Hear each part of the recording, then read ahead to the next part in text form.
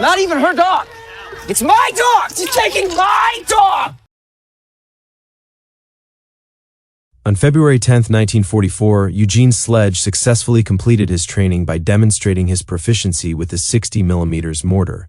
Scoring a 94, he was just 2 points shy of achieving expert certification. This near miss was frustrating for him, as it brought back memories of falling short in his marksmanship qualification. Moreover, obtaining expert status would have expedited his promotion to corporal. Eugene showed his characteristic determination, as evidenced by his commitment to improving his skills. While his request to transfer to the Tank Corps had been denied, he found fulfillment in the life of a Marine. The issuance of carbines to his platoon hinted at an impending deployment. Eugene's platoon members armed themselves heavily with pistols and knives, a clear indication of their readiness for action. Despite the constraints of censorship on openly discussing his impending departure, Eugene's letters subtly hinted at the changes on the horizon. He had some photographs taken in his military uniform and mailed them back home, along with a box of items that he couldn't take with him. He expressed his gratitude to his parents for having his room redecorated in anticipation of his return, and gently reminded his father about his request for a .45 automatic pistol. Eugene was eagerly looking forward to his deployment. He ended a letter to his mother with the words, "I love you and Dad more than words can express." In the middle of February, Private First Class Sledge joined the 46th Replacement Battalion. A week later, his battalion departed on the USS President Polk. At sea, Eugene spent his time reading fervently, particularly delving into the pages of the New Testament to rejuvenate his faith.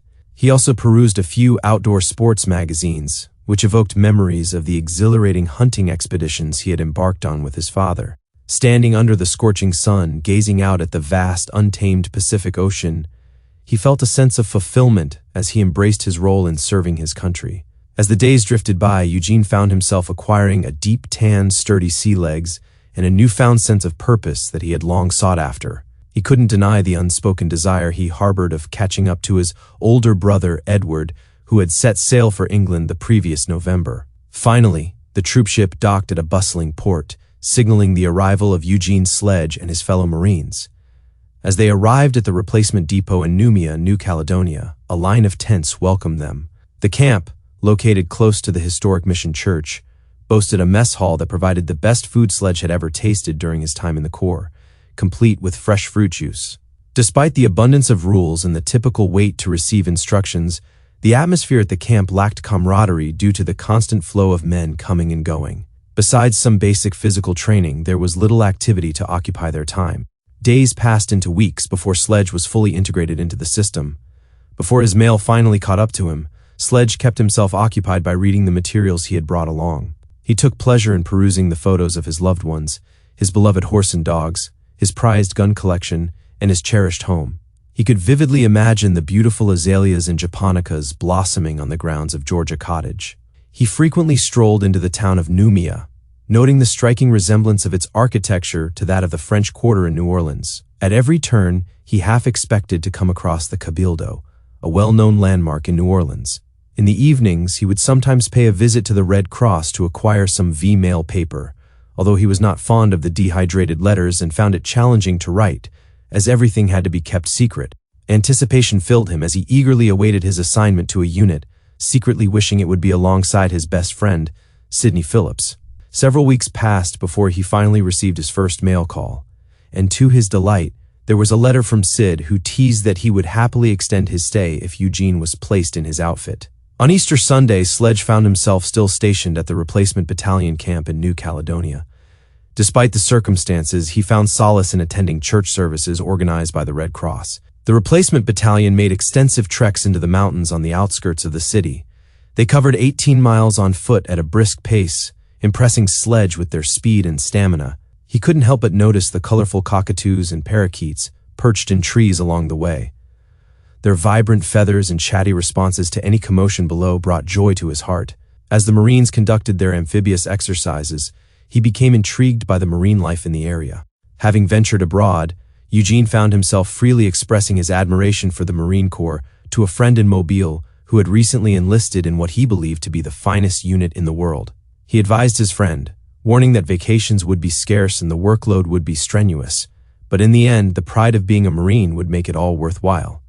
Eugene declared without hesitation that he was proud to call himself a Marine. When his aunt had the audacity to compare Eugene's appearance in a recent photo to that of an RF fighter pilot, Eugene made it clear that such a comparison was unwelcome. While Eugene held no ill will towards the RF, he made it known that he belonged to a unit with a long history of strength and tradition, and he had no interest in being likened to a flashy glamour boy. His pride in the Marine Corps appeared to be limitless. However, he drew the line at tattoos. A lot of the men in camp had had the eagle, globe, and anchor etched into their arms or chests, but he knew his parents would be horrified. Sledge quickly embraced the common sentiment of soldiers being disheartened by bad news from their homeland. He wrote to his mother, expressing his frustration at hearing about strikes, racial tensions, and political disputes, while he was trying his best to serve his country. Although he enjoyed receiving clippings from the newspaper on hunting and history, he requested her to stop sending him news related to the war. He was tired of hearing about it, especially since the recreation room was filled with updates on the ongoing conflict. Regarding politics, Sledge hoped that once the war was won, there would still be a peaceful America left for soldiers like him to live in. He expressed a desire for a post-war world where politicians wouldn't disrupt the peace that had been fought for. Eugene Sledge grew impatient with the lengthy delay, eager to join a unit and experience the Pacific firsthand. While other Marines from the replacement depot in Noumea received their assignments, he couldn't help but feel envious, particularly of those assigned to the esteemed 1st Division. In addition to his desire to serve in the Pacific, he also felt drawn to the news of U.S. forces being deployed to China. Occasionally, a USO show would come through to provide some relief from the tension. Finally, he set sail on the USS General Howe's from New Caledonia, heading north until they reached the island of Pavuvu on Thursday, June 1, 1944.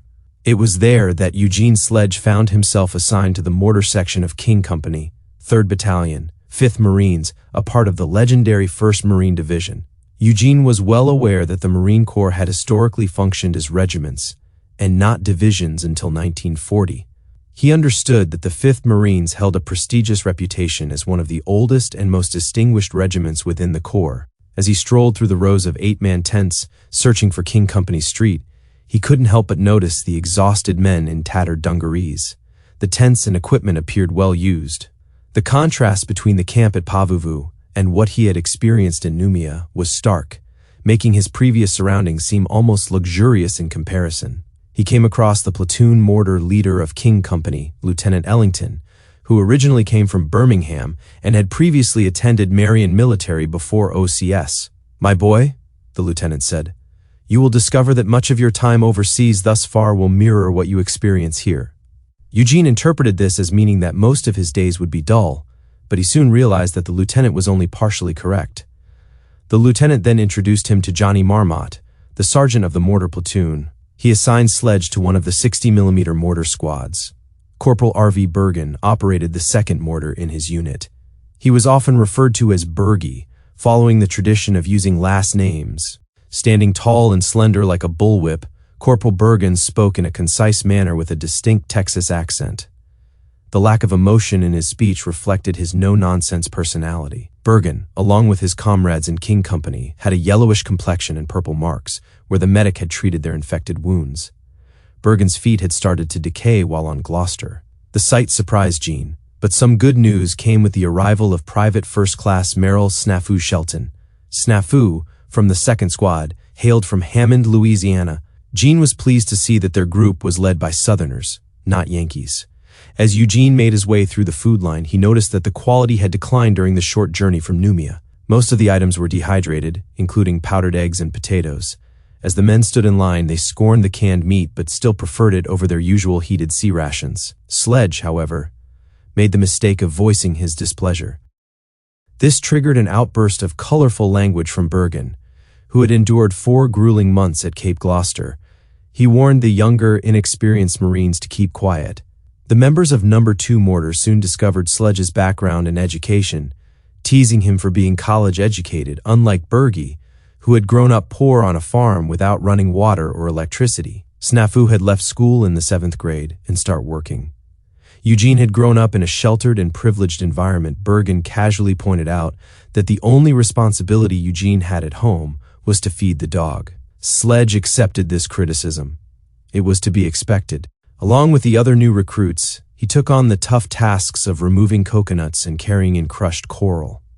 It took 2 days for Eugene to finally have the opportunity to search for Sid. It was no easy task finding his closest friend among the countless units of the 1st Marine Division, but eventually he came across a familiar face who knew Sid.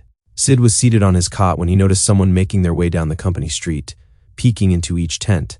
Spotting Eugene about 3/10 away, he dashed down the street and called out his name at the top of his lungs. Eugene ran towards him and they embraced, pounding each other's backs and playfully wrestling on the ground with shouts of joy. A crowd soon gathered, mistakenly thinking they were engaged in a fight. After introducing Eugene to everyone, they went back to roughhousing. Amidst all the excitement, Eugene realized that Sid had not changed a bit. In the series, The Pacific, the two are interrupted by Captain Haldane and Lieutenant Edward Hillbilly Jones, but this is a fictional scene to introduce their characters.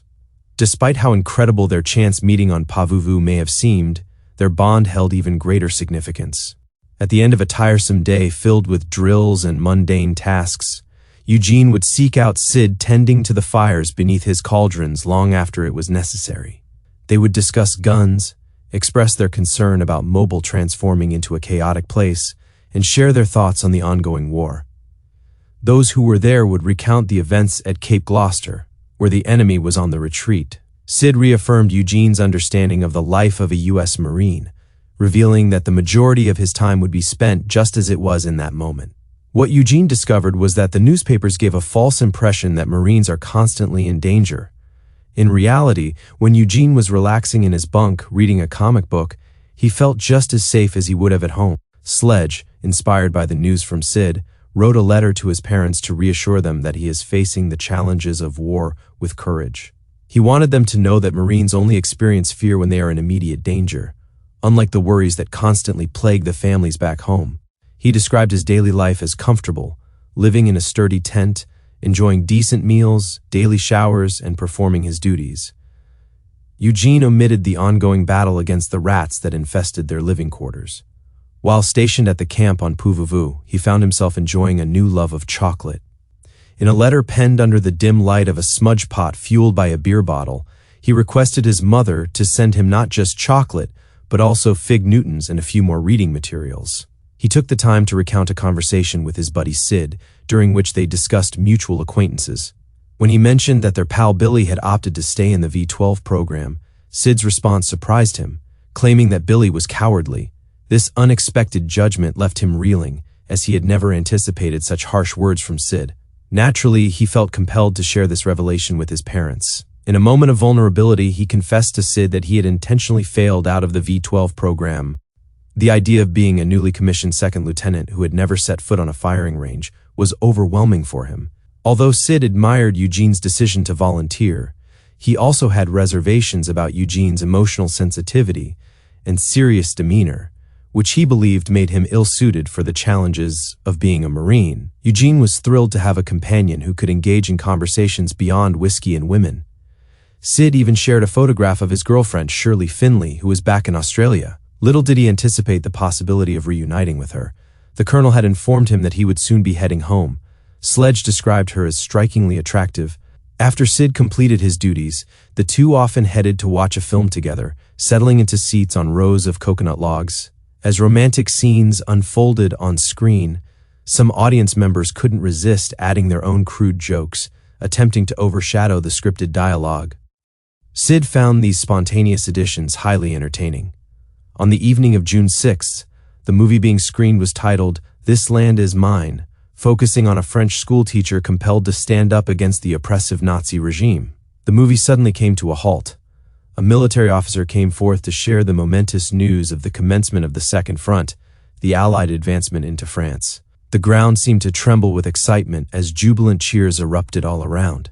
Learning about the Allied invasion in Normandy prompted Eugene to reflect on his brother Edward, who was stationed in England, the very place from where the invasion had been initiated. Eugene admired his elder sibling, who had graduated from the esteemed military academy, the Citadel, and had been commissioned.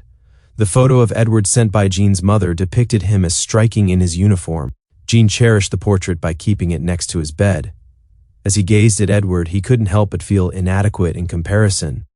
Determined to make a positive change, Eugene decided to send his father a money order as a gesture of appreciation. He instructed his father to use the money on anything he desired, with the only condition being that it could not be used to purchase a bond for his youngest son. The Marines stationed on Pavuvu were well informed about the recent carrier battle in the Philippine Sea, where over 300 Japanese planes were shot down. News of the battle was constantly relayed through nightly updates.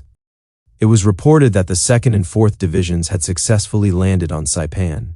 On June 16th, news of the heavy bombing in Tokyo by the Army Air Corps B-29s brought a sense of relief and joy to the Marines on Pavuvu.